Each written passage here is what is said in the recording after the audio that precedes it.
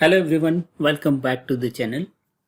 My name is Rakesh Suryavanshi and today we are going to start a new web series on the services called Azure Kubernetes. Here in this series, our objective is to learn the concept of Azure Kubernetes. We'll go into the details of each and every areas of the Azure Kubernetes. We'll try to start with the basic concept of Kubernetes, learn each and every component of Kubernetes.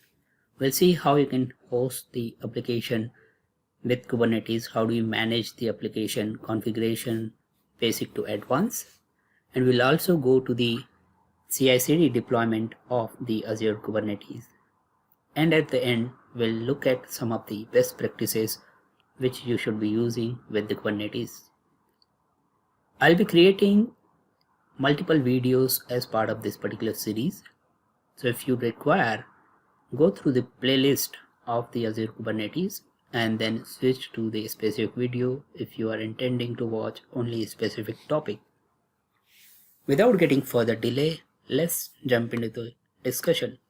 Let's first of all try and understand why do we want to host our application onto the Kubernetes, or I should say why everybody is looking for deploying their application onto the technologies like Azure Kubernetes or into the containerization.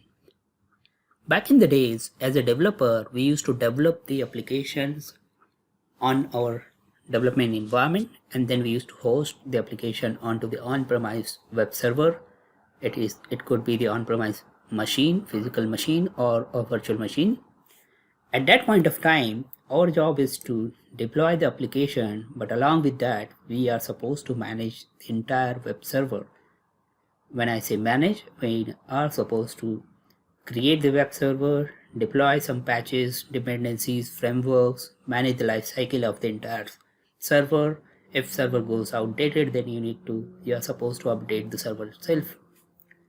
That becomes a tedious job, and that is the reason cloud gains edge as in choice, because cloud offers infrastructure service and platform as a service offering, wherein as part of the infrastructure, cloud manages the infrastructure for your application.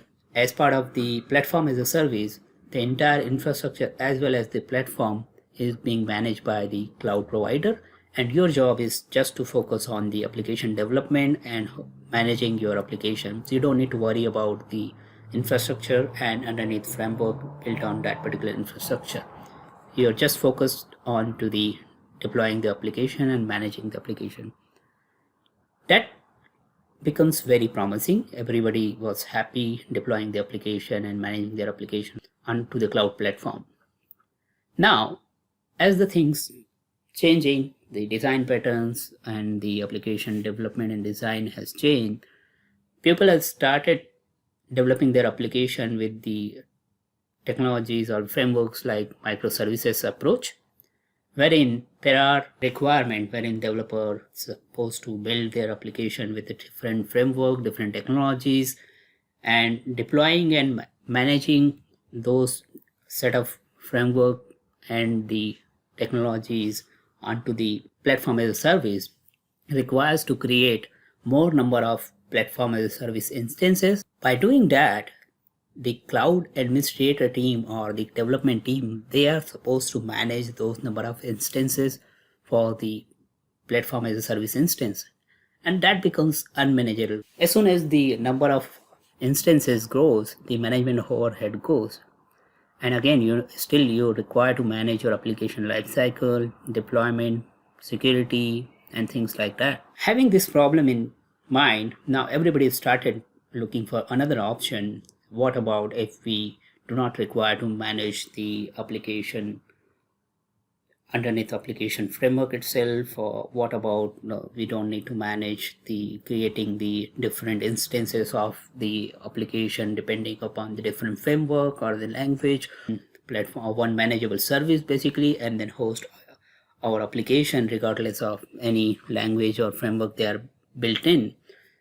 Having this requirement in mind, the containerization technology took edge on those other technology or other services.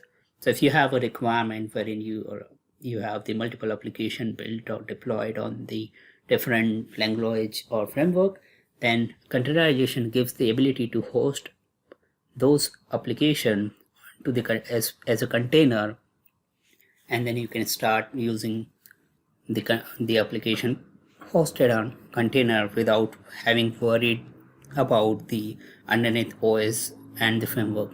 So what you do as a developer is you build your application and then create a package of your application along with its dependencies and the framework libraries basically, and then once the package is ready, you move the package to the container, and now with the help of containerization tools like Docker, the application can be containerized and deployed and run into the containers, and that works well. Now having the containerization is again a good idea, but what about the security, scaling, monitoring? Still, your administration requires some sort of part of the job to manage the application within the container itself.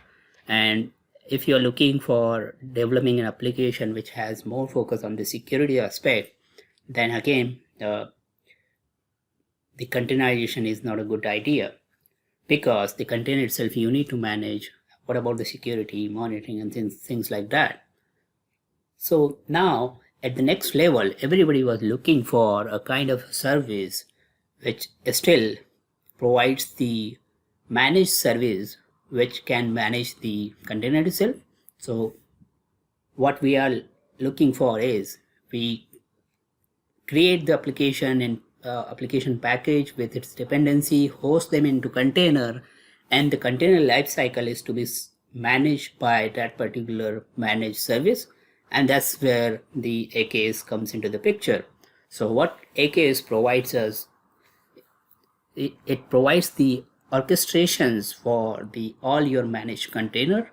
So basically it manages all your container lifecycle for you, and it orchestrates these containers, and it makes sure your container is up and running, it's healthy, it's scalable as you define in your configuration. For example, if you have defined you need to have at least 3 replica of this particular container or the application node, then your orchestration makes sure that you have at given point of time you have at least 3 replica set up and running, no matter if one of them is gone down. It's your orchestrations or Kubernetes job to make sure that those number of containers up and running. So those kind of management, network security, everything is managed by the Azure Kubernetes, and that is where what the job of the Kubernetes is. I hope this is clear. If not, don't worry, we'll be discussing more in detail about the Kubernetes. Moving on, as I said in the previous slide, Azure Kubernetes provides the orchestrations for the application which you are hosting onto the cloud. So the way Kubernetes service itself is built, it has 2 set of node. A node which contains the container on which the applications are running. So basically a set of node which hosts the application which you want to deploy, a business application basically, and a type of node which manages the node in which you have the application hosted. So node which has the application hosted, we are calling is a worker node basically, okay, and the node which is managing this worker node, we are calling as a master node, control plane, things like that. So you in Kubernetes, whenever you provision the Kubernetes service, you get a 2 set of node. One is your control plane, master node or Kubernetes node basically, and then you got at least 1 or more Kubernetes worker node which contains the container which has the application hosted. Control plane has this set of services or the master services. So it runs all the services in the master node, and it makes sure that all the worker nodes are working as it is expected. Let's take an example. Let's say here in this particular picture, we have a control plane and 3 worker node or the Kubernetes node. Now one of the node due to some reason goes down and it is terminated. Whereas in our deployment configuration, we have specified that we need at least 3 Kubernetes node to deploy our application. So what Kubernetes node will do, it will make sure that it's keep on checking on the infinite loop that what is the total number of node count available. In case of one of the node is getting terminated, it will try and recreate or initiate a request to a scheduler, and then it will recreate another node so that the total number of Kubernetes node is present as in 3 at the given point of time. How it does and what are those master services which it runs under the control plane, we'll look at now. So, as I said, in the control plane we have set of services. So the control plane which is highlighted here in the blue color, it runs 4 different services at the high level. It runs the Kube API server, it runs the Kube controller, and then it runs the scheduler and etdc server. Whereas in the nodes, individual node, it also runs some of the services such as the kubelet, kube proxy, and the container runtime. Let's discuss what those services are. First of all, we have the API server or Kube API server. This is the API service or the kind of a REST API in the Kubernetes, which basically used to communicate between your master node to the worker node. So let's say if you're running the kubectl command, just like the Azure CLI, we have the kubectl Azure Kubernetes CLI. So whenever you invoke the kubectl command, so whatever command you pass, for example, if I'm passing the kubectl get node to get the list of available nodes, so what it does, the kubectl command invokes the call to API server, and then API server basically interact with the underneath worker node, and then it will give the response based on the command request which we have passed on. I hope it is clear now. Next we have the controller service.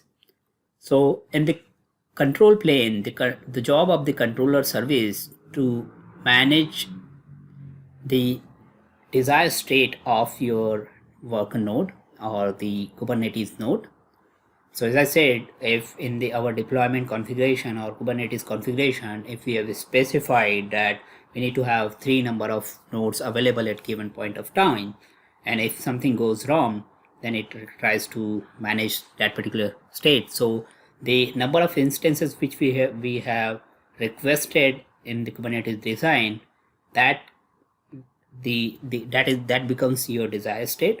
So the control manager service basically manages the track of this particular desired state, and if some configuration is not matching the desired state configuration, then it basically invokes or it will communicate with the scheduler. For example, in the case of one node getting terminated, so what it does is it will indicate to the scheduler and request a scheduler, can you please create another node for me, because one of the node is down, and as per the desired state we need to have at least these many number of nodes. And that's what the job of the controller manager service is, to it manage the entire nodes and its desired state basically. And the scheduler, as we said, scheduler schedules the job for the nodes.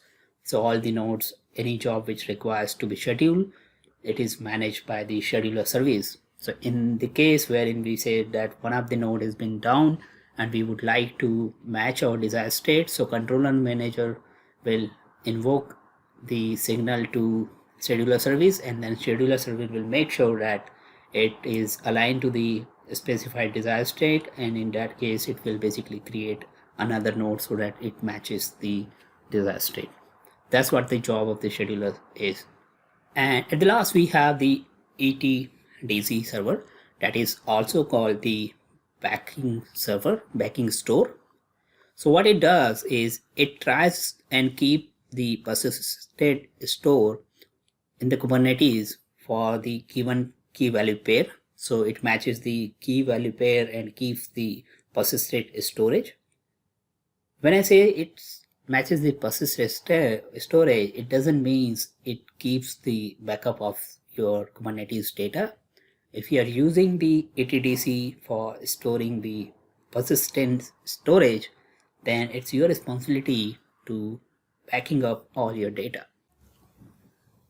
Now let's try and understand the Kubernetes node or the worker node. So the Kubernetes node basically contains the application instance which is hosted inside those node. The application instances which are hosted inside the node are called pods or the Kubernetes pod. So if we recall our previous discussion, previously we mentioned that when we require to host application into the container, we package our application and its dependent libraries binary file together, create a package, and then host it into the container. So the container will contain the application image or the package image, and the container basically itself is wrapped up in as a pod, and then it gets deployed into the Kubernetes. As per the Kubernetes documentation, in the ideal scenario, in a single pod, you should always have only single container which has your application image. So let's say if you want to have multiple containers within the pod, it's possible to do that, but that's not something recommended. You can have multiple pods inside the node. When you host a pod in a Kubernetes, each pod in the Kubernetes gets a dedicated IP address assigned to them. For now, considering we have little bit idea about the Kubernetes and its different part, let's move on to our Azure portal and see how do we create the Azure Kubernetes service in the Azure portal. I'm into the Azure portal, search for Kubernetes service, click add new Kubernetes cluster. That will open the deployment configuration plate.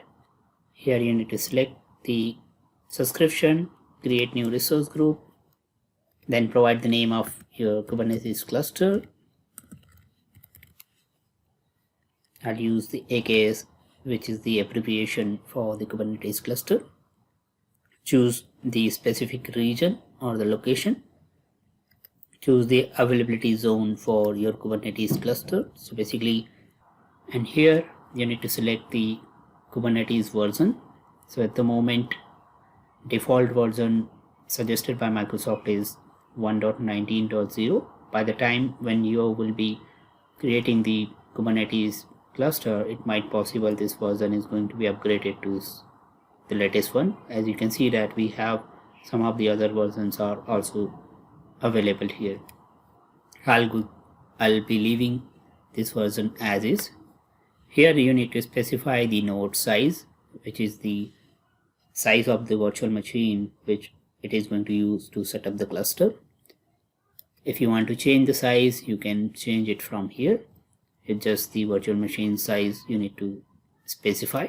Next, you need to specify the node configuration. Basically, here when we say the 3-node cluster, it doesn't mean that 2 node will be the working node and 1 node will be going to be your cluster node or the master node. 3 node are the actual 3 node which will be used for your application deployments. All 3 nodes are worker nodes. When you host and deploy the Kubernetes cluster, if you want to change the configuration of node, click on the node here, just like I've done here. Specify the name of the node, then OS type, and then you can change the size of the node from here itself as well. You can specify what are the maximum number of pod can be configured in this particular node. Next, The authentication, if you would like to set up the authentication methods such as the service principal or the manage identity, so you can choose the option. By default, the manage identity, which is system manage identity, is enabled. If you want to set up the role-based access policy or disable the role-based access policy, you can do that as well. If you want to enable the Active Directory authentication or enable the Active Directory rollback policy, you can specify that as well, wherein you can specify the Azure AD group as the administrator to manage the cluster. I'm going to leave it as is. And next you have the disk encryption for the virtual machine disk, which it is going to provision for your cluster node as well as the working. Next, you can specify the networking for your Kubernetes cluster. So in the Kubernetes, we have two different type of networking available, the KubeNet and the Azure CNI.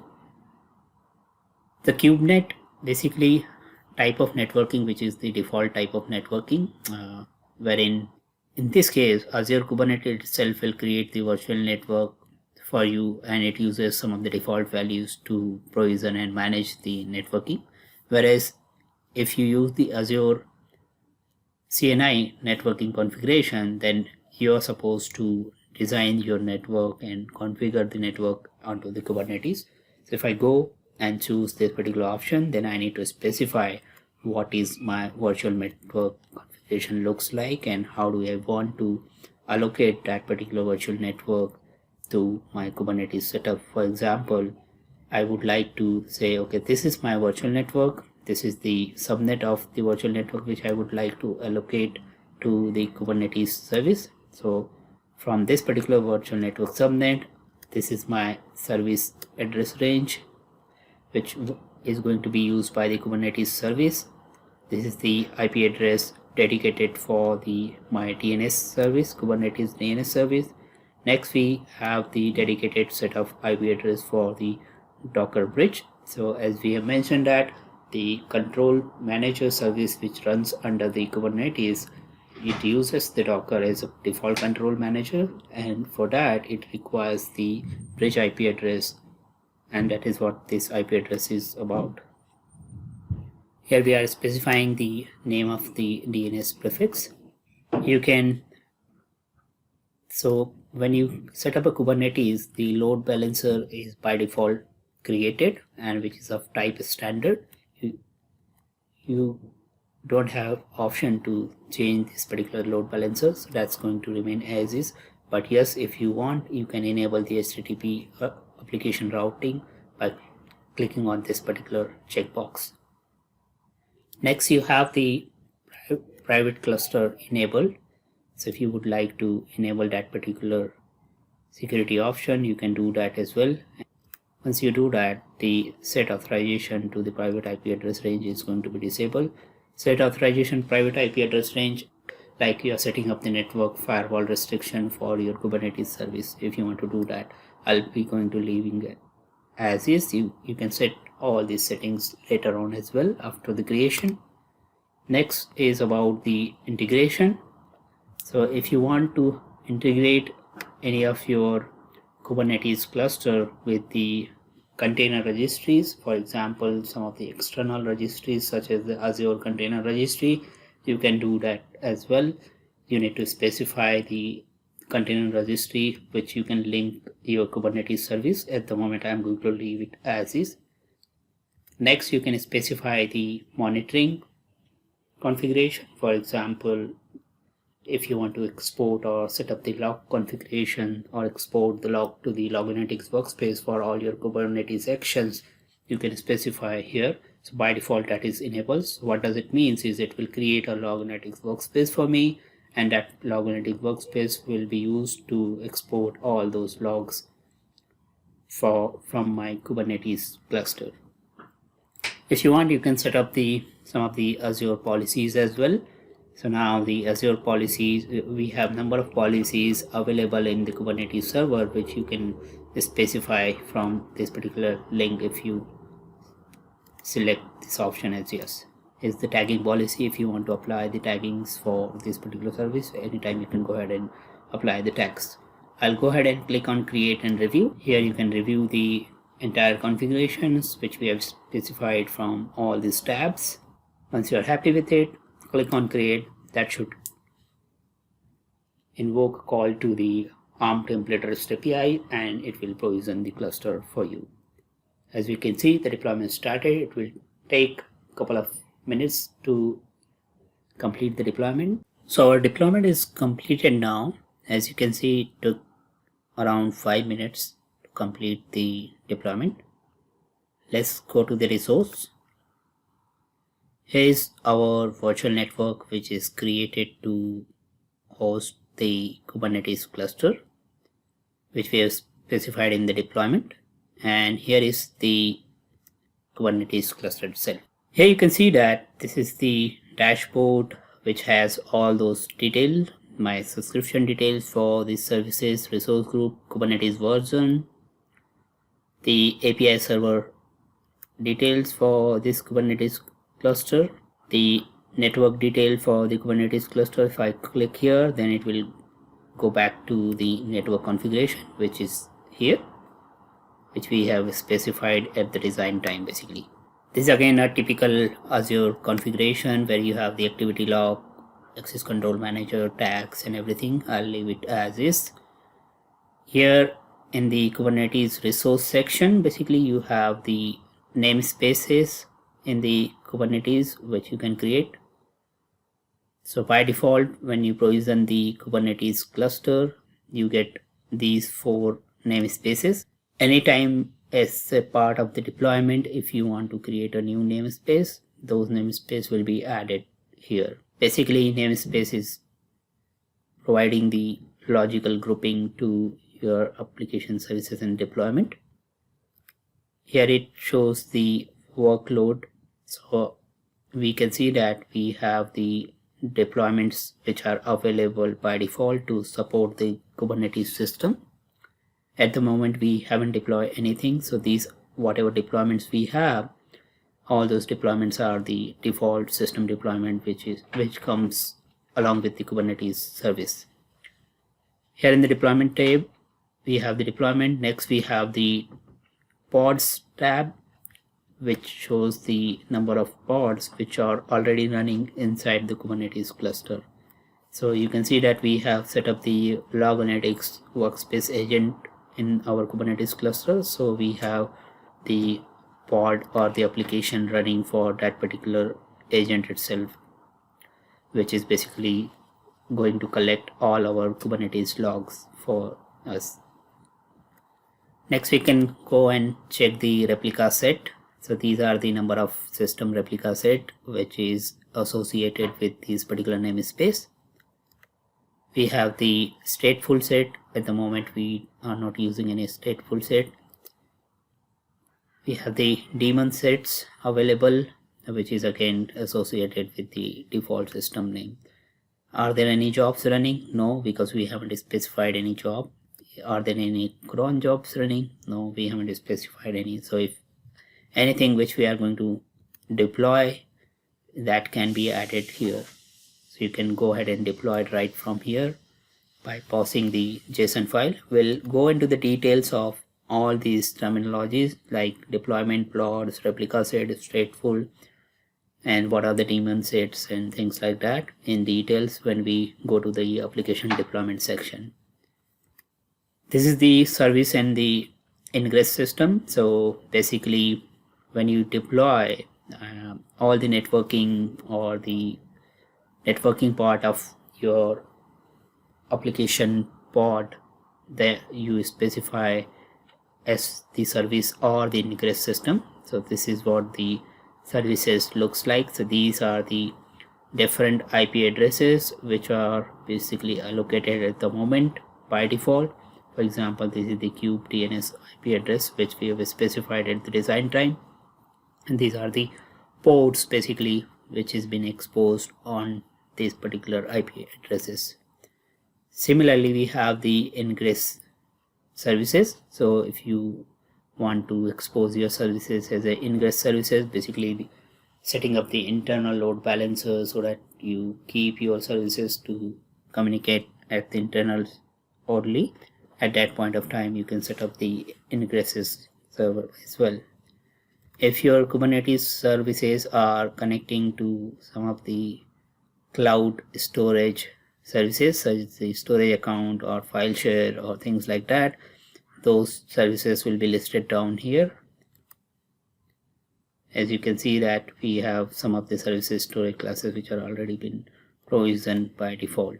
Here is the Azure configuration for the config map. As part, let's say if you are trying to deploy application and that application requires some secrets to manage, so all those secret and config map will be added here in this particular list. Next, if I go to the settings, this is the node pool which we have designed and configured. So as we have seen that at the design term, this is the node pool. If you would like to change the node pool, you can change it from here. Maximum number of node count. You can add a new node count. You can upgrade the version of the Kubernetes obviously from here. Here you can see that you can enable the Active Directory if you wish to on the existing cluster. At the moment we haven't configured the scaling, but if you configure the scaling, then you would have the scaling option available. Networking, we have already seen that. Dev space, if you would like to integrate your Kubernetes with the Visual Studio Code or the DevOps project, then that's where the dev space and the deployment center comes into the picture. Azure policies, if you enable this feature, basically you will be able to enable the Azure policies to your Kubernetes cluster. You can set up the monitoring and alerts for your Kubernetes cluster. So this is what the default insight for the monitoring cluster looks like. If you're not sure about this monitoring and insight, I've already created a video about the Azure monitoring. Please go through that particular video. That will give you the detail how do you configure the monitoring and alerts for your Azure services. So here is our monitoring, default monitoring and metrics looks like in the Kubernetes. If you want to set up some of the advanced monitoring for the Kubernetes category, monitoring category, so these are the listed category we have. If you want to set up some of the capture some of the additional log from these category, we can anytime go ahead and choose those categories, send the log to the workspace which we have created, provide the name, and that will basically capture the log from that specific category. So far we have discussed about the concept of Kubernetes. We have created the Kubernetes in Azure. We have discussed the different components of the Azure Kubernetes. In our discussion, I have mentioned that when we create the Kubernetes, as part of the Kubernetes, it creates the virtual machine skill set, load balancers, energy rule configurations, Azure policies, virtual network, and things like that. But here in this particular Azure Kubernetes dashboard, the design shows that all those configurations are configured and linked together, but where exactly those actual resources are? Is it possible to look at those actual resources somewhere here in the portal? To answer this question, yes, it is possible to look at those resources. So if you go to the properties of your Kubernetes cluster here in the Azure portal, here you find the details of your Kubernetes cluster. If you look at the infrastructure resource group section, this is the resource group which Kubernetes creates in order to provision this entire cluster. So if I click on this particular hyperlink, it will navigate to this particular resource group. And if you look at the entire resource group, which combines together and creates the Kubernetes cluster for me. So now if you look at the different resources which it has created behind the scene as the Kubernetes cluster, so what do we have is we have the public IP address, which is of type static, I believe, and standard. And then we have a NSG rule configured. At the moment, we do not have any NSG inbound and outbound rule specified. This is the comes with the default inbound and outbound rule. So I believe when you are going to deploy the application and you are going to configure the networking part of it, for example, let's say if you deploy application which is hosting or exposing the or allowing communication on certain port number, let's say port 8080, then in that case those kind of NSG rule will be added here in this particular NSG behind the scene as part of the deployment configuration.